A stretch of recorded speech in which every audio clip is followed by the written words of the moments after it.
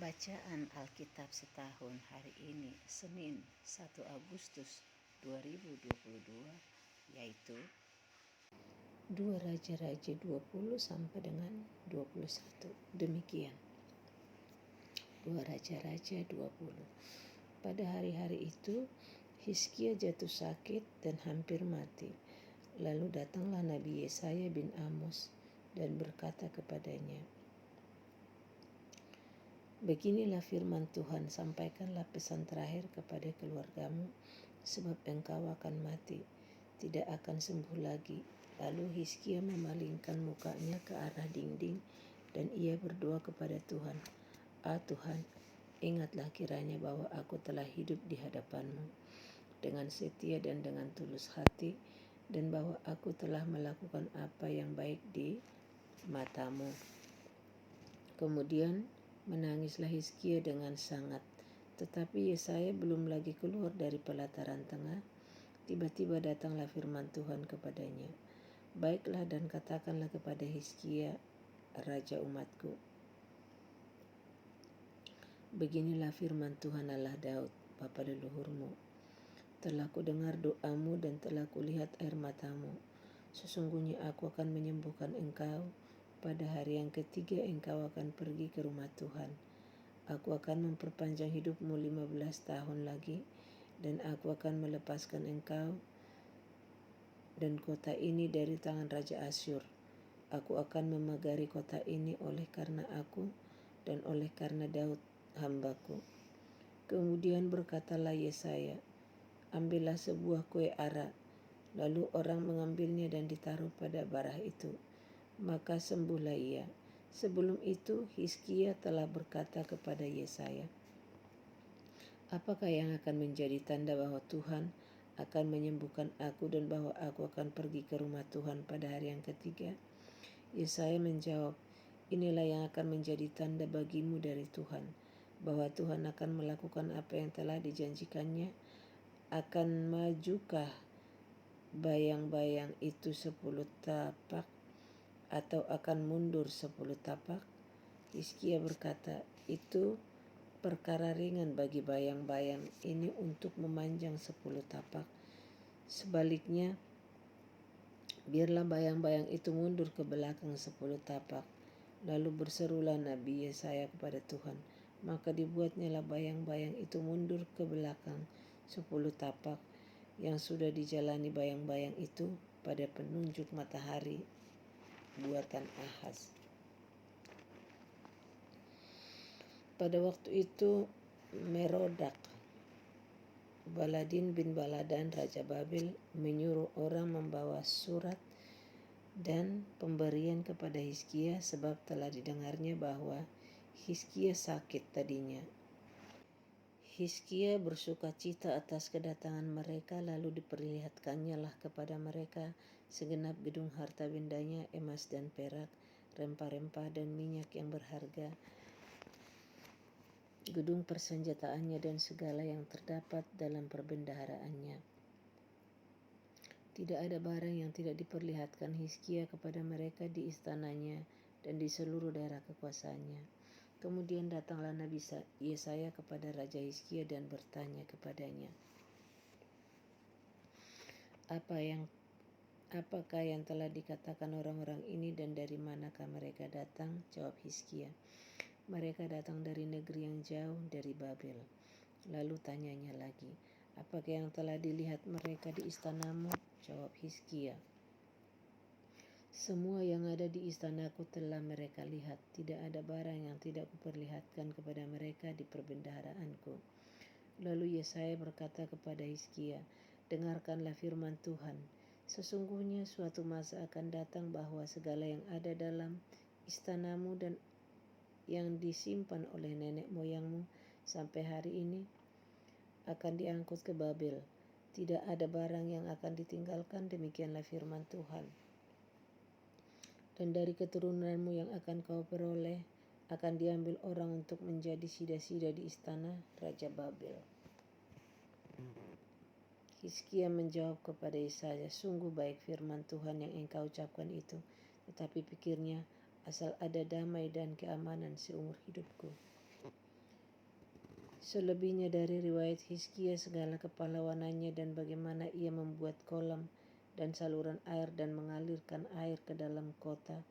Bukankah semuanya itu tertulis dalam kitab sejarah raja-raja Yehuda? Kemudian Hizkia mendapat perhentian bersama-sama dengan nenek moyangnya. Maka Manasye anaknya menjadi raja menggantikan dia. 2 Raja-Raja 21. Manasye berumur 12 tahun pada waktu ia menjadi raja, dan 55 tahun lamanya ia memerintah di Yerusalem. Nama ibunya ialah Hefzibah. Ia melakukan apa yang jahat di mata Tuhan, sesuai dengan perbuatan keji bangsa-bangsa yang telah dihalau Tuhan dari depan orang Israel. Ia mendirikan kembali bukit-bukit pengorbanan yang telah dimusnahkan oleh Hizkia, ayahnya. Ia membangun mesbah-mesbah untuk Baal, membuat patung Asyera seperti yang dilakukan Ahab, raja Israel, dan sujud menyembah kepada segenap tentara langit dan beribadah kepadanya. Ia mendirikan mesbah-mesbah di rumah Tuhan, walaupun sehubungan dengan rumah itu, Tuhan telah berfirman, di Yerusalem aku akan menaruh namaku, dan ia mendirikan juga mesbah-mesbah bagi segenap menara langit di kedua pelataran rumah Tuhan. Bahkan ia mempersembahkan anaknya sebagai korban dalam api, melakukan ramal dan telaah, dan menghubungi para pemanggil arwah dan para pemanggil roh peramal. Ia melakukan banyak yang jahat di mata Tuhan sehingga ia menimbulkan sakit hatinya. Ia menaruh juga patung Asyera yang telah dibuatnya dalam rumah. Walaupun sehubungan dengan rumah itu, Tuhan telah berfirman kepada Daud dan kepada Salomo anaknya, dalam rumah ini dan di Yerusalem yang telah kupilih dari antara segala suku Israel, aku akan menaruh namaku untuk selama-lamanya. Aku tidak akan membiarkan bangsa Israel lagi dibawa keluar dari tanah yang telah kuberikan kepada nenek moyang mereka, asal saja mereka tetap berbuat tepat seperti yang telah kuperintahkan kepada mereka, dan tepat menurut hukum yang telah diperintahkan kepada mereka oleh hambaku Musa. Tetapi mereka tidak mau mendengarkan. Dan Manasye menyesatkan mereka sehingga mereka melakukan yang jahat lebih daripada bangsa-bangsa yang telah dipunahkan Tuhan dari hadapan orang Israel. Kemudian berfirmanlah Tuhan dengan perantaraan para hambanya, yakni para nabi. Oleh karena Manasye raja Yehuda telah melakukan kekejian-kekejian ini, berbuat jahat lebih daripada segala yang telah dilakukan oleh orang Amori yang mendahului dia, dan dengan berhala-berhalanya ia telah mengakibatkan orang Yehuda berdosa pula. Sebab itu beginilah firman Tuhan Allah Israel, sesungguhnya aku akan mendatangkan malapetaka atas Yerusalem dan Yehuda, sehingga setiap orang yang mendengarnya akan bising kedua telinganya, dan aku akan merentangkan atas Yerusalem tali pengukur sama seperti atas Samaria, dan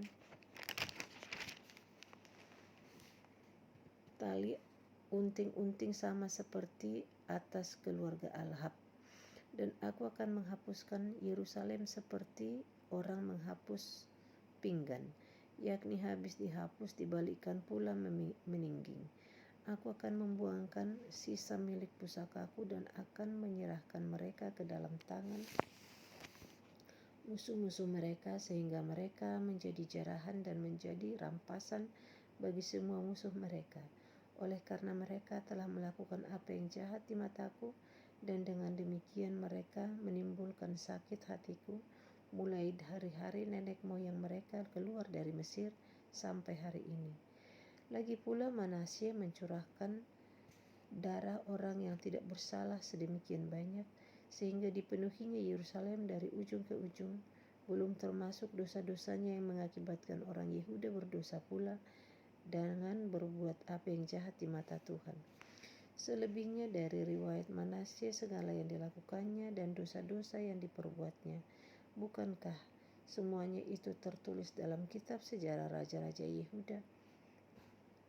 Kemudian Manasye mendapat perhentian bersama-sama dengan nenek moyangnya, dan ia dikuburkan di taman istananya, di taman Uza. maka Amon anaknya menjadi raja menggantikan dia.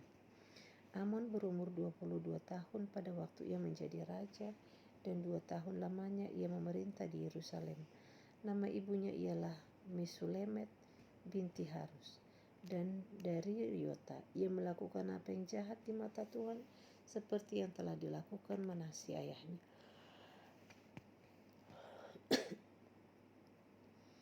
Ia hidup sama seperti ayahnya dahulu, sambil beribadah kepada berhala-berhala yang disembah oleh ayahnya dan sujud menyembah kepada mereka.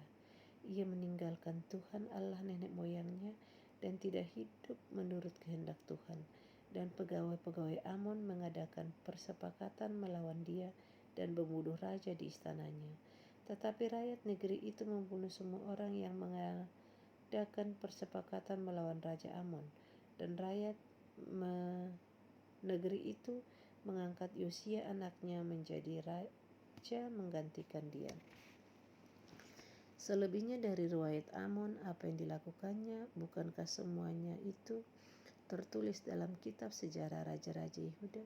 Kemudian ia dikuburkan dalam kuburan di tempat Uja.